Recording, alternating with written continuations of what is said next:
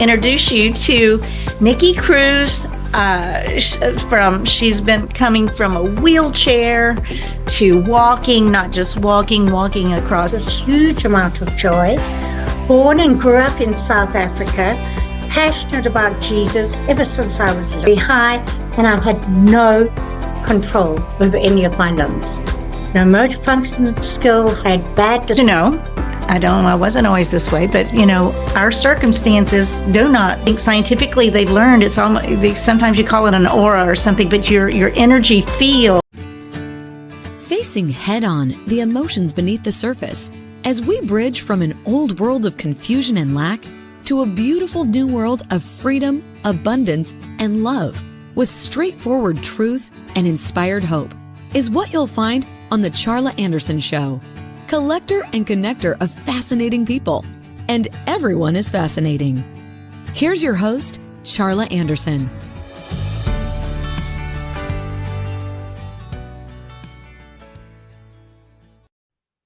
Well, good, beautiful day, you beautiful, beautiful souls. This is Charla Anderson, host of the Charla Anderson Show, collector and connector of fascinating people, and everyone is fascinating, especially you.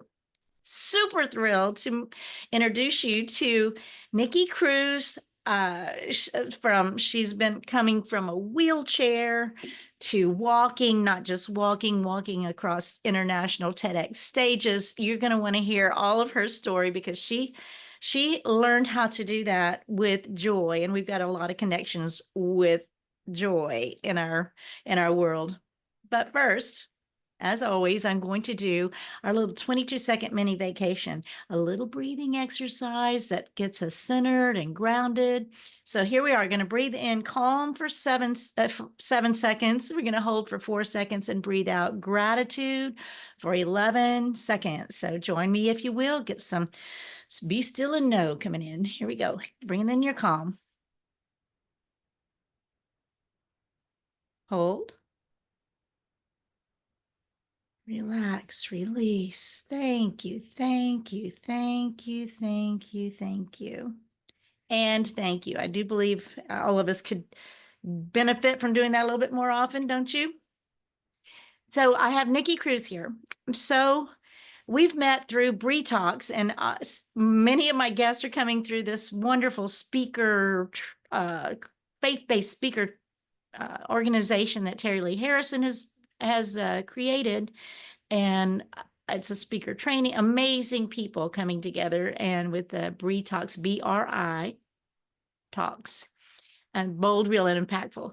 And so a lot of my guests, I'm showing up from there, and it's just so fun. So I want to introduce you to Nicola, is that how you say it? From South Africa, but she lives in Burleson, Texas, not too far from me. So tell us who you are in this world, Nikki. And then we'll talk about what you do. Okay. Thank you so much. And thank you for having me here. And it's been an honor and a privilege to meet not just you, but so many other people through Terry Lee, who's the founder of Bree Talks. And I'm known as the Joy Junkie. My birth name is Nikki Cruise. I go by Nikki Cruise, but labeled the Joy Junkie because God has just gifted me with this huge amount of joy. Born and grew up in South Africa, passionate about Jesus ever since I was little, and now live in Texas. In between, spent 25 years in California. And now we are here attending the most amazing church, and you will learn why. Wow.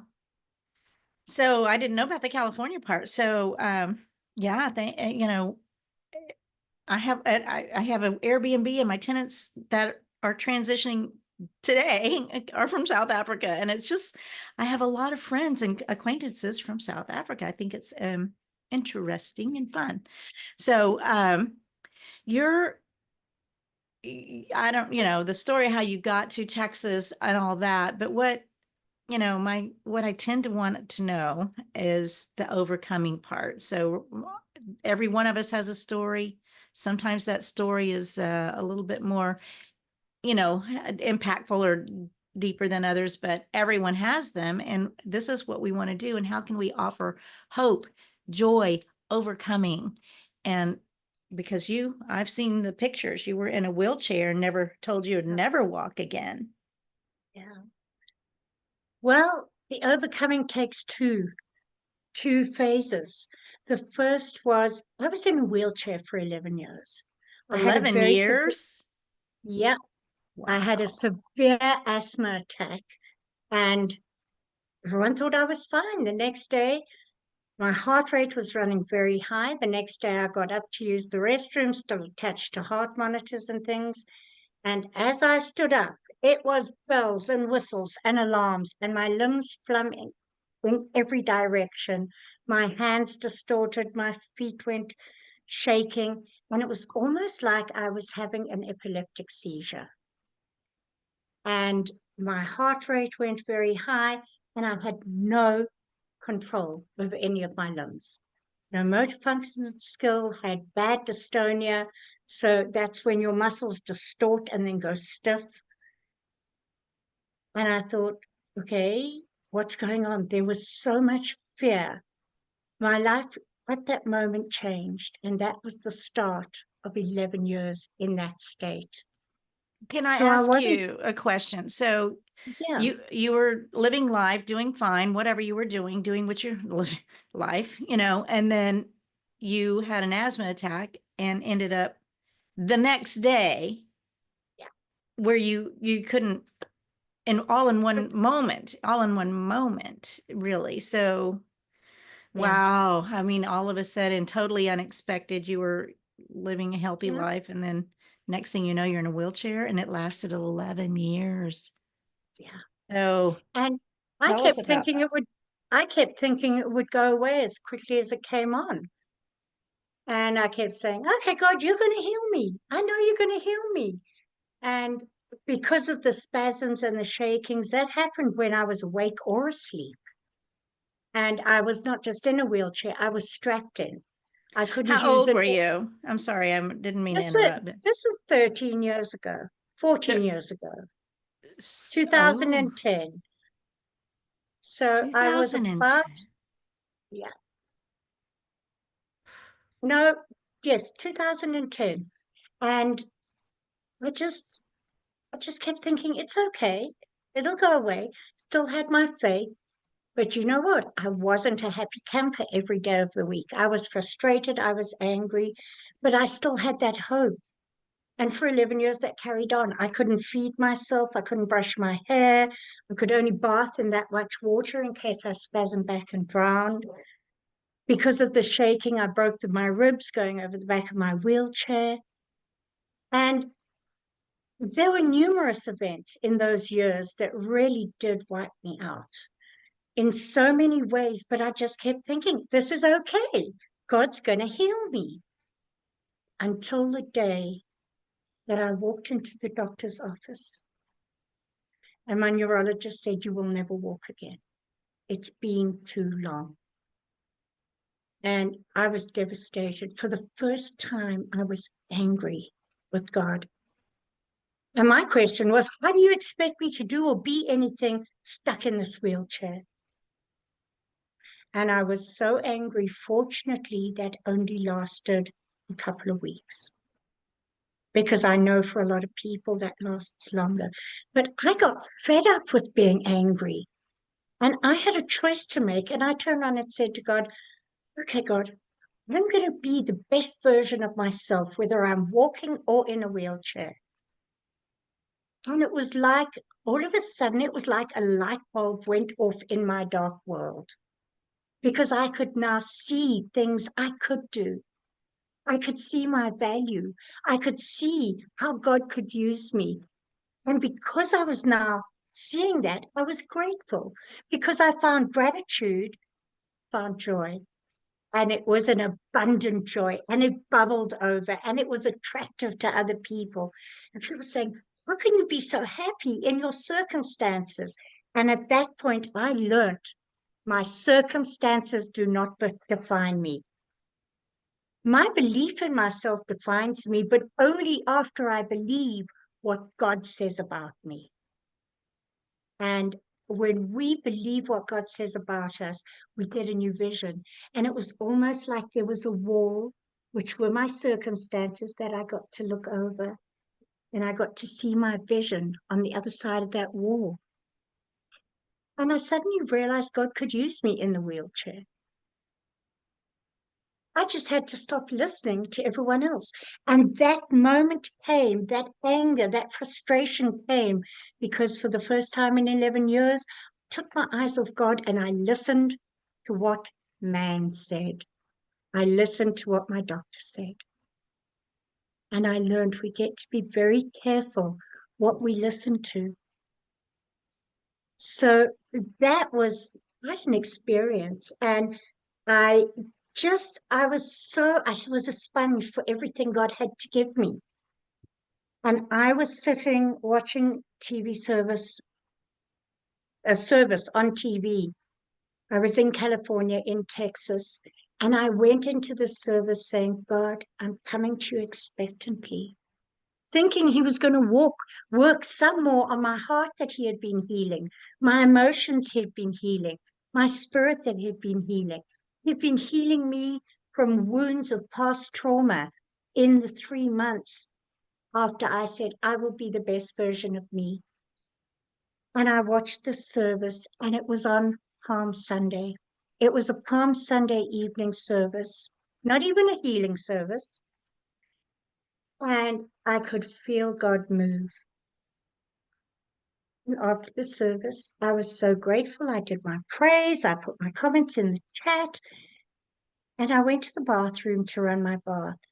And I was lunged over the bath as usual, running my water, turned it off to go and call my husband.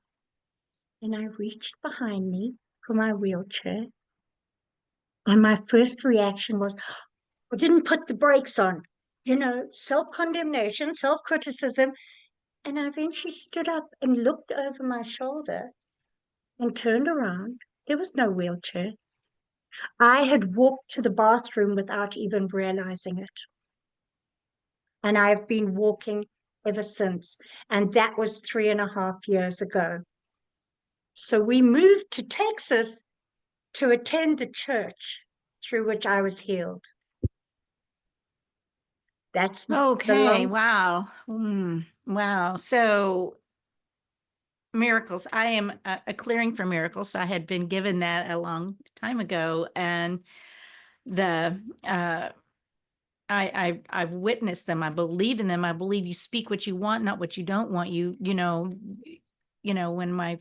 When my first guests were, and I had lunch with them yesterday, 7 years later, after he had a less than 1% chance of being alive this next morning. And I said, but the doctor said, I said, who created doctors? But the scientists. And I said, who created science? Speak what you want. You speak life, not death. And I was like shaking them. I'm like, it was incredible. And 7 years later, we had lunch yesterday. So it was just so fun to know that. I mean, I watched his ultrasound, his heart, and I said, if God can create it, he can heal it. Yes. And it, and I was like, every word matters. The split-second transformation, change your words, change your life, 31 daily practices, every word matters. And we're so casual with our words. We're so not speaking life. We're speaking what we don't want. And the story is amazing to me. I had a split second, because we're talking joy too, and you are joy-inspired.com. People can find you joy-inspired.com. You're going to be starting a podcast. There's so much going on. I'm so excited to find out all this and know more. But I had a split second moment of transformation from bitterness to joy. And it was permanent. I didn't know it at the time, but I was like, I'm not carrying that bitterness anymore. And it was miraculous for me, because I'd carried it a long time. But I wanted to go back and say, I want to hear all about the how that all came to be, but I also want to acknowledge So this happened to you, but it wasn't just to you. Somebody in your life had to take care of you, brush your teeth, you know. Yeah. So how did, it affects much more than just, I'm Yeah. sure it affected much more than just your life. Absolutely. Excuse me. My husband was my caregiver while he held down a full-time job, because not ever having worked in this country, we had limited resources. I didn't qualify for any of the Medicare or Medicaid or anything like that. So it was a challenge. But in that, I got to depend on God so much, because he had to be the one I depended on. A lot of my friends from church couldn't deal with it. It was not easy to be around me. And there were very few people that were actually there as regular visitors. And it made it difficult. It made it very difficult. But there were people who were absolute blessings to us and did step in. But I do believe that God had to heal. You mentioned bitterness. I had to step out of offense. I had to step out of the bitterness and the judgment and the anger and the hurt of people not being there for me. But it didn't really matter, because God was there. God was there for me. And even when I chose to take my eyes off him and be angry, he was there. He doesn't go away. And he knows the plans he has for us. And if we can focus and believe that, that's what brings the joy. And if I had been healed out of my wheelchair earlier, I would just be a walking mess. But he healed my body after he healed my mind, my spirit, and my emotions. And we are so often inclined to tell God how we think he should do it. God, like, it's time now. I've done my bit. You do yours. And he knows what's so perfect. And as my husband took care of me, he grew. He obviously, it was tough. It was financially tough. It was emotionally tough. It was very difficult. We're here with no family in this country. So those people who were around us kept us going. And we saw so much value in relationship, but even more value in valuing one another. And at that time, I used to tell him how he should do everything, because, of course, I knew I had no control over anything, so I may as well try and control him. And there was one very funny moment which comes to mind when my mom came to visit, and we were moving into a place we called the retreat, because I had a big garden with a ramp, so I could actually get in and out, which I couldn't where we had been living. And my mom was helping us move over from South Africa, and I started trying to push the boxes with my feet because I'm kind of stubborn. And my mom said, "Stop, we'll do it." And I turned around in frustration and said, "Why? Do you think I'm disabled or something?" We all kind of blankly looked at each other, and I realized what I said and looked down at my wheelchair and said, "Okay, I get the point." But isn't that so true, how we become stubborn? And it's a good thing to overlook things that hold you back. From the point of view of it helps you keep your vision, but it's also good to recognize the limitations that are on you so that you can rely on God's strength. That's the power. And I see we've got Dusty joining us. Nice to see you, Dusty, and welcome. So that was kind of my story. But the amazing thing about it that I say to people, what I learned is my circumstances don't define me. And people say, "But I'm not in a wheelchair." No, but what are the limitations and the chains that you've built up in your mind about what you do and don't believe about yourself? What do you believe about your circumstances? Because when you start putting boundaries around yourself that aren't godly, loving, kind boundaries, you are chained to and strapped to a wheelchair just like I was. What is stopping you being that incredible, extraordinary person God created you to be so that you can have joy, so that you can know your purpose? So that's what I'm really passionate about, is people seeing beyond that. And if I may just carry on, what I know now, which I didn't know back then, is, as Charla said, every word is important. What you speak out and what you think changes the DNA in your brain. Your brain isn't something, well, your mind isn't something that's static and stuck.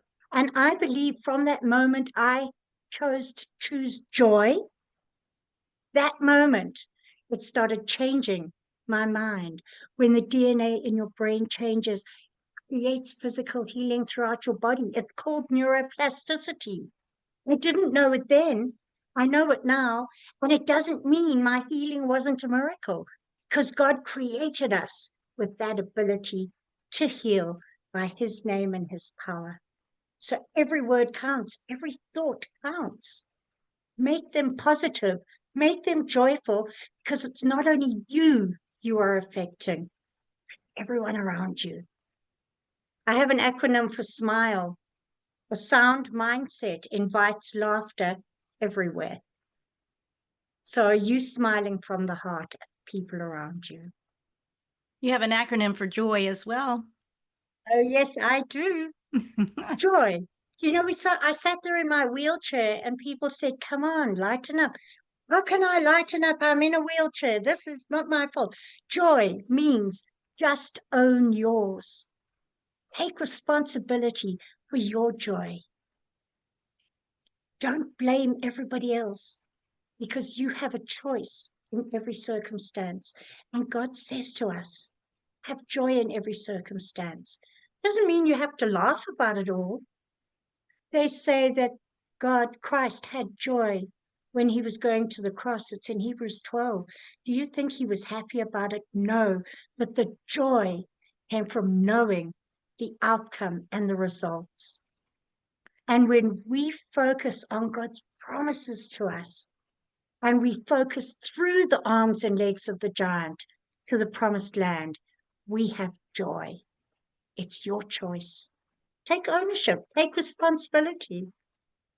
I love that so much. And what I've come to know, I wasn't always this way, but our circumstances do not, just like you said, don't define us. It's not who we are. Our circumstances are not who we are. Our circumstances are where we are. But if you can take a breath, your circumstances right this second, everything from let there be light has brought us to this moment in time, right? So this everything, but we can't change any of those. We can change the next one and if we change our thoughts, and our words, because everything you say after I am is who you are. And so it's the breath of life in you. When you say I am, you're claiming things that you may not like or may not want. And so that's very critical, to use your words as for what we want. And so when I think about that, my circumstances, I've thought about this before. I have met and have pictures with Nick Vouchchick, or however you say it, the guy with no arms and no legs, life without limbs, got the little flipper he's very happy to have. And, he was so unhappy. But what it is who I am. If I lost a limb, if I had, some disfigure, whatever, who I am is not that. This is a meat suit around who I am. Yes. And so I feel like that's a something that, I say all these things almost every week. Some part of all this stuff is my message is unconditional love, and also unconditional forgiveness, not unconditional boundaries. But I can imagine falling into a wheelchair for 11 years, having that as my identity. Yeah. And then you get up and walk. You got up and walked. God let you just get up and walk. And we're not talking, all of this God talk isn't about religion. This is about loving God. If God is love, he Yes. can't be not love. And so, and a loving God and loving both. And Yes. so you're just a bright light, and this story is miraculous at the, I mean, just amazing. And so now these last 2 or 3 years that you've actually been able to walk again, you've now, like I said in the beginning, you've walked on international TEDx stages, and you're stepping into podcasting, and you've written books, so tell us about some of that part of you. Well, the beginning part was very interesting because I thought, now I can walk. And I remember that first day, I got up and I walked around and I sat down in every chair in the living room. You know why? Because I could choose where to sit. Things we take for granted that we forget to be grateful for. I get up nowadays and I often stand in the cat food because my cat insists on eating next to my bed.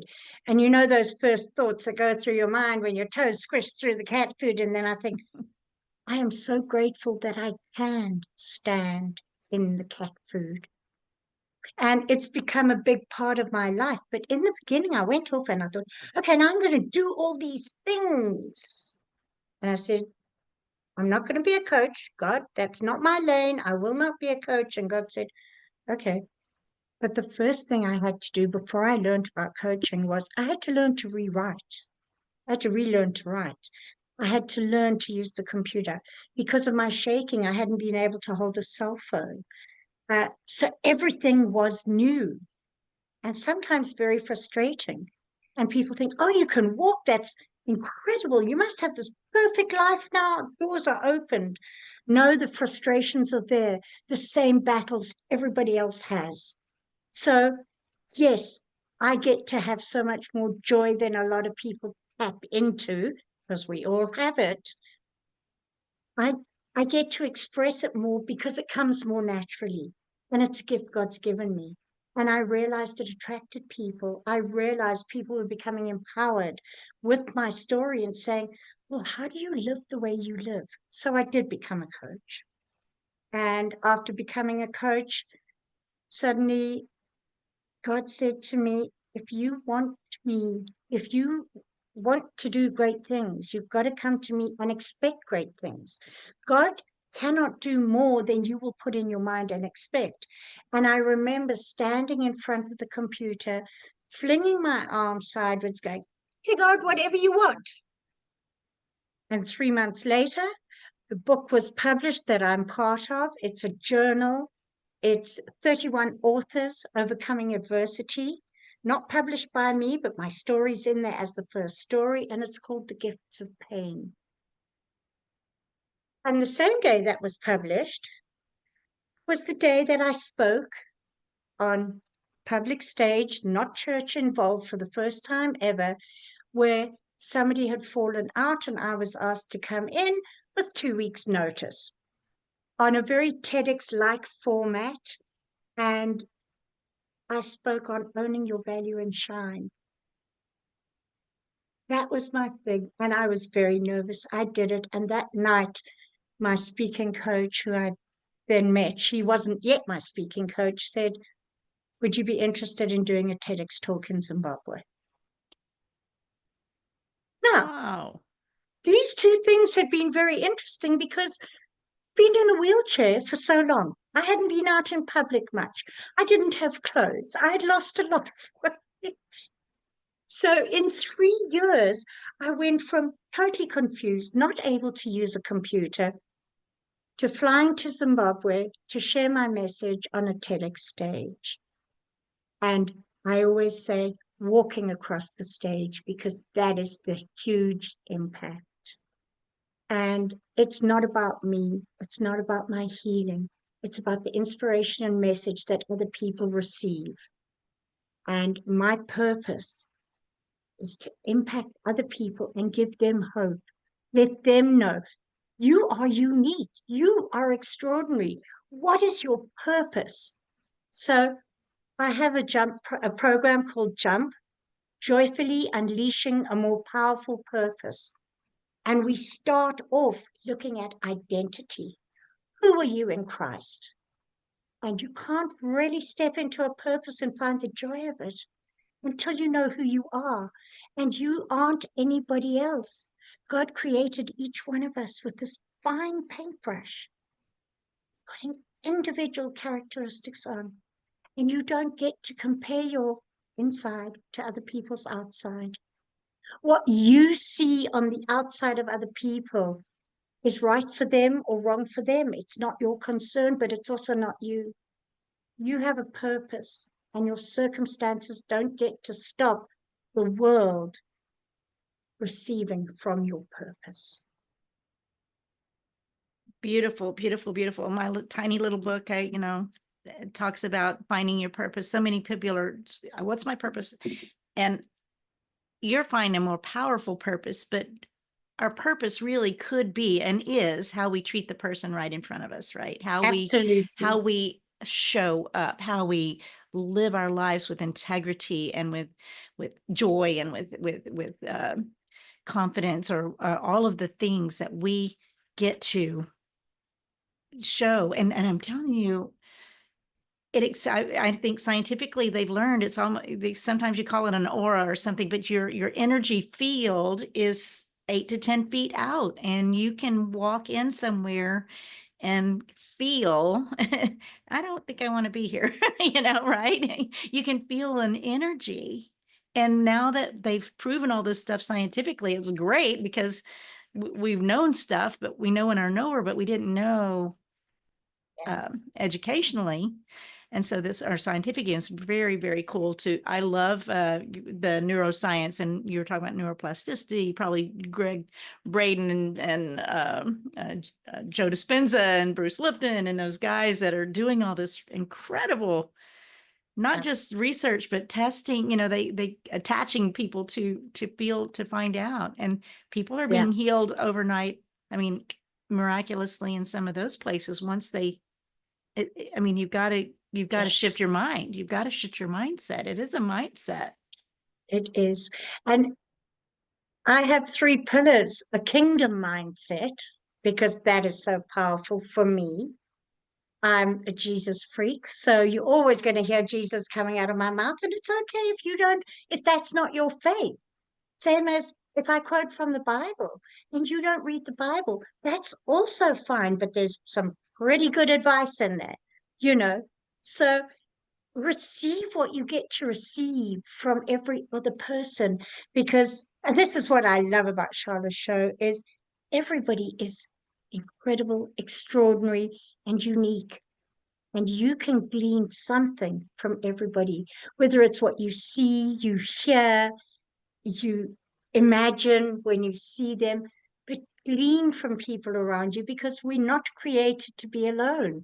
We are created to live in community. And I mean, I wouldn't have met Charla if it wasn't for Bree's community. And there are places like that. But what are you taking into it?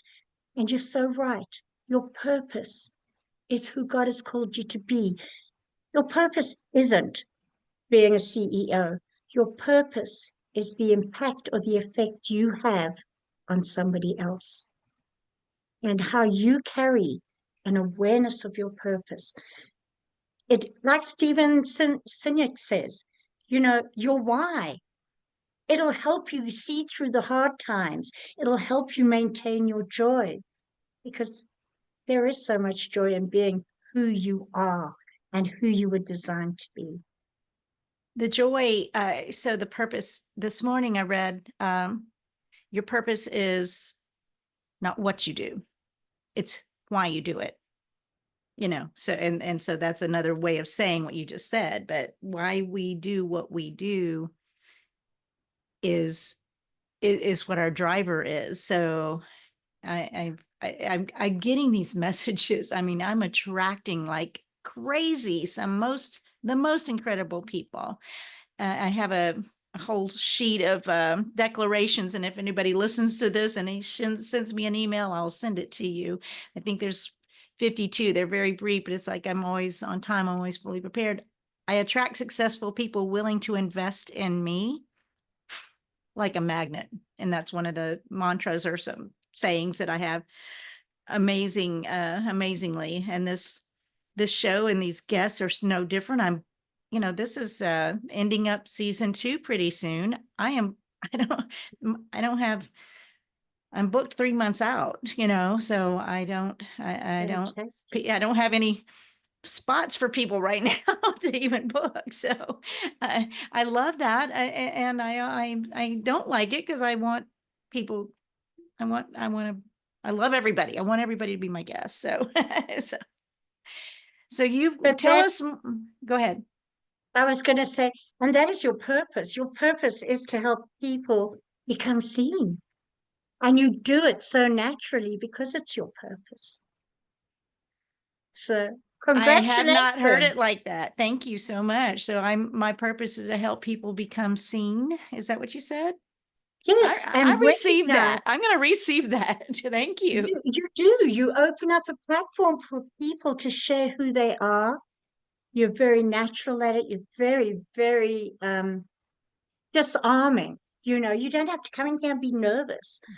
Charla is as incredible as she shows up on her show. I've seen her in other groups and even chatting to her beforehand. So you have a natural gift for that. And I celebrate you with your ending season 2. And hey, just celebrate all the people you've got and maybe start doing bi-weekly. Ooh. I spoke it. Sorry. Whoa. Oh, man. I call Wednesday my show day, and it's like, it's a day, there's a lot to it. So, I don't, but it had crossed my mind this week. I don't know. We'll see. Interesting. I didn't mean to cut you off. You had a question earlier. Well, I wanted to, hear you're doing so many things. So let's talk about where you're headed now, and unless you have something else you want to explore. Well, God is doing so much as I step more and more into my purpose. And yes, there's challenges to it. I have my podcast that is going to be launched in January. It's called the Entrepreneur's Joy Inspired Podcast, where we're going to explore the entrepreneurial journey, but more importantly, how you can infuse your faith into your entrepreneurial journey. There are so many of us who have a business and we're Christians or we're faith-based and we're living 2 separate lives. With whatever you believe, you get to infuse that. It isn't about balancing the two, it's about intertwining the two. And how do you do that? Faith, joy, and a kingdom mindset. And we're going to be exploring episodes on that. So that's super exciting. And I am looking at launching an evergreen course, which I'm going to be putting up soon, which is purpose oriented for the start. And then the follow on will be more of similar to my Jump Mentorship, which is an annual program that is just a weekly group call that is amazing. It's about community, it's about connection. And then the thing that I'm doing at the moment is I'm uploading my courses and my ebooks up to something called the Great Discovery. And the Great Discovery is a global platform for learners in any language and in any country. And it does translation. And it is so powerful. If anyone knows what the Six Sigma is, this is fourth generation Six Sigma, which is a principle that helps people be successful in what they do. And that is so exciting. And if anyone has questions about that, I would love to share it with you. I have a little clip of me speaking in 5 different languages because they do the translation. No, I don't speak 5 languages. My mom said it must be a great program. You learn 5 languages in one day. But really, it's a global reach to people who otherwise wouldn't have access to a lot of the information and the online learning. So Wow. with that all being said, it's really just about going into the year of Jubilee excited and just really loving life, loving life. I am outrageously optimistic, something I say often. And I do believe our world is getting brighter and better. And because that's the way I see it, that's what I receive. Even though there's a lot that is not going very, there's a lot of discord in our world, and I'm ready for that to settle down a bit. And I fully believe that it is and will. And so that's because that's my mindset. That's how I live my life. And you and I, both of us, will help people. Come to one of us, find us and find people that will help your mindset. If you can't, the opposite is also true. Joy, once you love joy, then or live your life as joy. My name means joy. You're joy-inspired.com, where once you have that, the opposite is also true. The complainers continue to find things to complain about. I find things to be happy about. I don't have to worry about all the other stuff. I just get to walk out. If I go out, I collect people. I mean, people in Aldi, I keep making new friends in the grocery store, so it's because I have the attitude of grace and of joy, and it is a very attractive. And when I was a flight attendant for 34 years, I know there were some people that would come on the plane in wheelchairs or whatever, and they would just be beaming, not particularly, attractive necessarily, but they were so attractive because they just had an attitude of just loving, loving life, no matter what their circumstances were. So excited about that. I just loved it. And I would just say, you've got such a precious countenance, or something along that line, that beaming, that joy that comes through your eyes. Yeah. And as I said earlier, it's not about walking around with a smile on your face or laughing or whatever. But when you do have joy, it releases the happy drug in your brain, and it encourages you to go for the next one. And that dopamine, your brain's always looking for the next dopamine hit. Now, when you're depressed, it doesn't do anything. Nothing's taken away, but it doesn't do anything. But so don't you want to just take a chance? If you're having a bad day, take a chance and find something to be happy about. Just smile at someone. You might make their day. Just find one small thing and get one boost of dopamine. It's the happy drug in your brain. It's scientific that it does actually elevate your health, it elevates your thinking, and it makes you want more. That's why happy people are so happy. That's great. We also completely get that when you're in those states of depression and up and unhappy or whatever it is, it does take, it takes an effort. It takes something, and gratitude is first key. I have a mentor who keeps every day, keep breathing free oxygen. I get some message in there, keep breathing free oxygen. And if you can take a breath, you're okay in that moment. And if you can find something, if it's just thank you for oxygen, thank you that I can, move my finger, whatever it is, can be, just start with a piece of gratitude, just something that free oxygen is, we all have that until we don't. So, be grateful for that. And gratitude, literally finding something, the smallest thing. And one way to do that is also another way, and parallel way, reach out and help somebody, do one thing that lifts someone else, and you start eking out of, it's all about what's wrong. Yeah.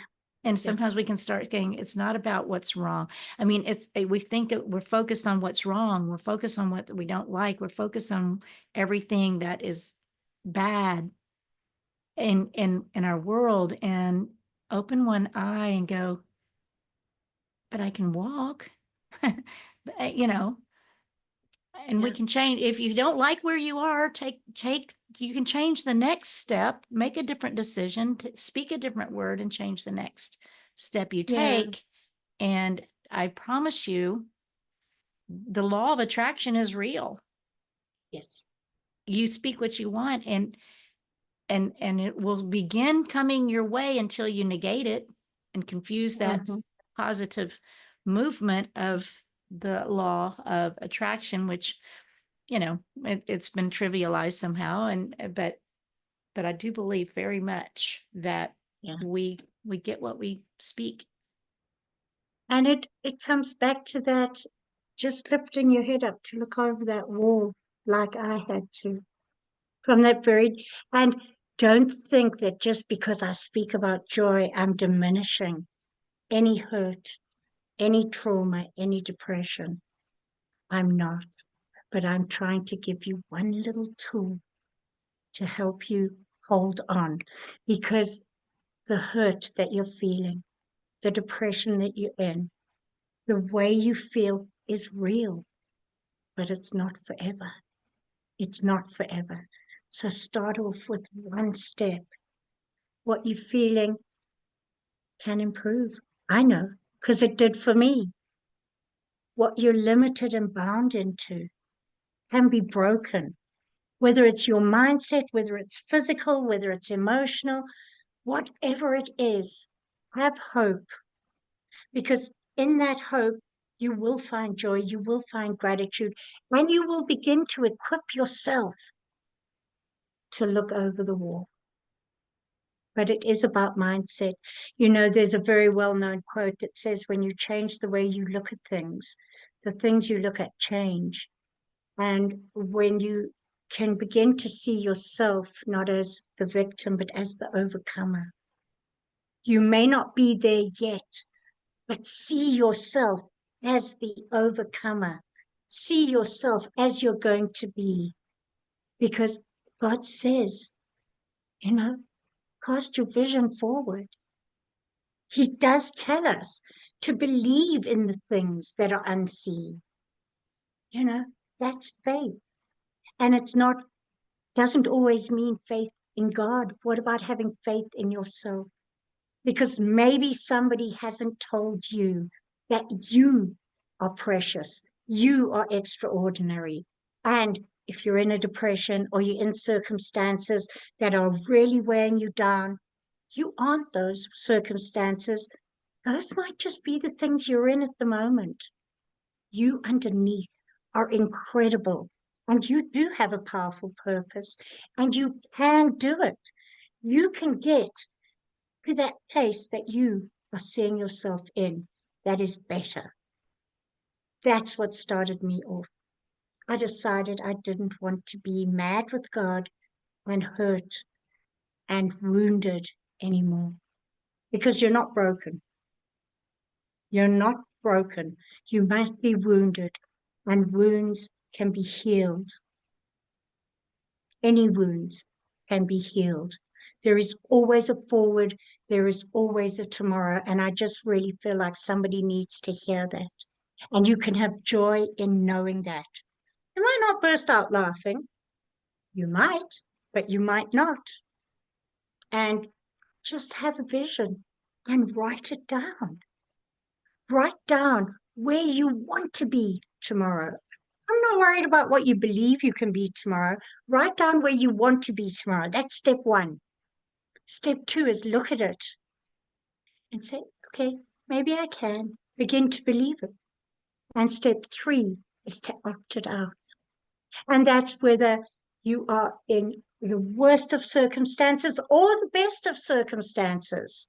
There's always a tomorrow that you get to see as better. So write it down.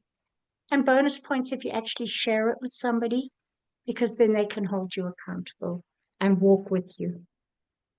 Love that so much. I was talking to people that, that going through stuff, right? So you don't claim it. You don't claim a dis-ease. You might be diagnosed. You do what you need to do, but you don't attach yourself to that diagnosis, because if God can create it, he can heal it. And look at yourself playing with your grandkids. Look at yourself over that wall, playing with your animals, playing, 20 years from now, what you want your life to look like. And just do what you've got to do in this moment to take care of whatever's going on, but see the winner that you really are. If God is love, he can't be not love. And you're loved exactly who and where you are in this moment right now. Mhm. And no matter what, you are loved.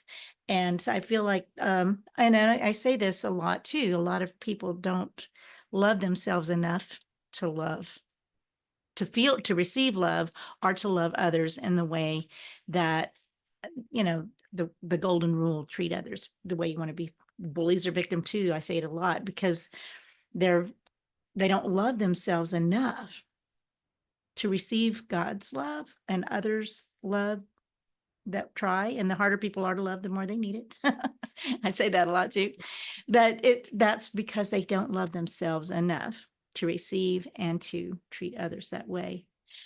I'm curious if you want to mention you moved from California to Texas for a healing church. Is that what I heard? Do you want to talk about that a bit, or is Oh, that?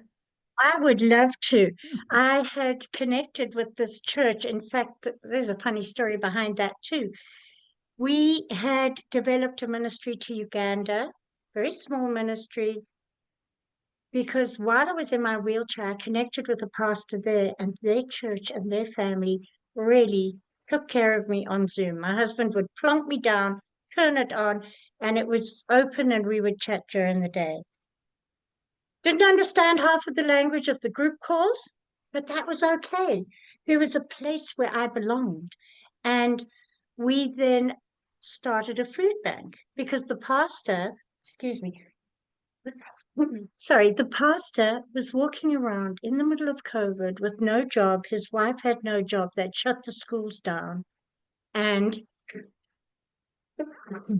excuse me, and he was handing out food anyway to people who needed it. So I said, how can I support you?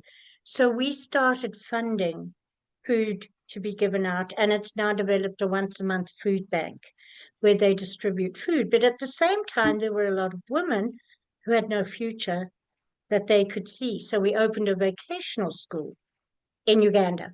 Because we opened the vocational school in Uganda, somebody phoned me one day and said, this church has a ministry to Uganda. You have to connect. And that is the church I now attend and the church I was healed through. And the reason I share that story is because God blessed me out of what I was pouring into.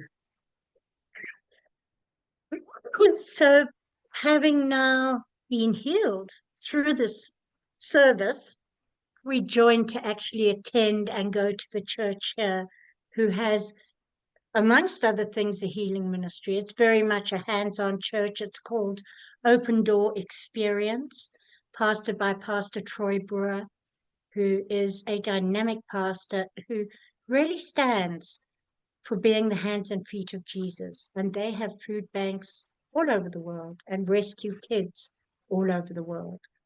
And I'm very blessed to be there and to be walking so that I can teach the kids' church there. It's in Burleson, Texas. Yes, it is. Yes, it And, is. and would you say it again, the name? It's Open Door Experience, otherwise known as ODC, Open Door Experience Church. It's not Open Door Real Estate. There isn't Open Door Real Estate, but Open Door Church, or you can look up Troy Brewer, Brewer, Ministries. Beautiful, beautiful, beautiful. Well, our time, it goes fast no matter what, and so here we are, ending the hour already. And I'm so incredibly thrilled to know more about you. I think, when we talked about TEDx Talks, but I know the reason Terry Lee Harrison started Bree Talks is because you can't talk about faith or business on a stage with TEDx. And so she kind of crossing the Toastmasters with TEDx to and speaker training for those of us that are looking at that as a means to share part of our wisdom that we got. And so that we reach out to either one of us if you would like to know more about how we can. It's an amazing group, and I met her March 1st. She started this in May, and here we are in November, and it has grown globally. Amazing. Yeah. She's got a talent and a gift, and incredibly easy to get real fast in this little wonderful weekly group or whatever she's got going every week, something. So thank you, Nikki. I'm so grateful. So joy-inspired.com, joy-inspired.com for your website. You're all over social media at Nikki's Joy Inspired. Is that it? Or it's my personal page is where I do most of my stuff, and it's just Nikki Cruise. Okay, Nikki. They can both be spelled differently. Nikki Cruise, Cruise. So it's always good to spell because Yeah. Nikki Cruise. So that's important to know. Yes, it is. And I just want to thank you so much, Charla. It's been absolutely amazing sharing and going off on tangents, saying things I wasn't expecting to say. So to ever who is listening, I thank you for listening and receiving whatever you've received from this. And if you need to reach out, you can reach out to either one of us. If you're struggling to find me, I'm sure Charla will put you in touch with me. Absolutely. I'm very grateful. So this goes out globally on podcasts and on my website, charlaanderson.com, so that you can find us.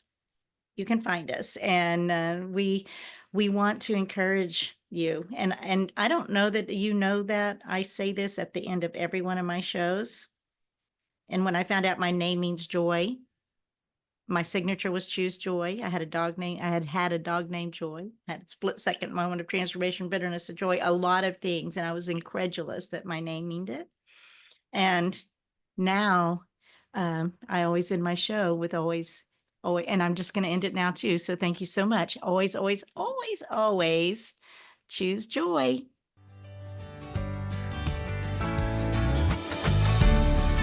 Parting is such sweet sorrow. The Charla Anderson Show, encouraging you to stand strong and courageous with bold faith, no fear, immense hope, kindness, and love, especially towards yourself. Visit charlaanderson.com for replays, blogs, and more on her ever-expanding website, as well as watch her live TV show on winwinwomen.tv, Roku, Apple TV, and Amazon Fire. And so that we can continue learning together and growing this community of beautiful souls, we invite you to share the Charla Anderson Show with your circle of friends. Until we meet again next week, remember always, choose joy.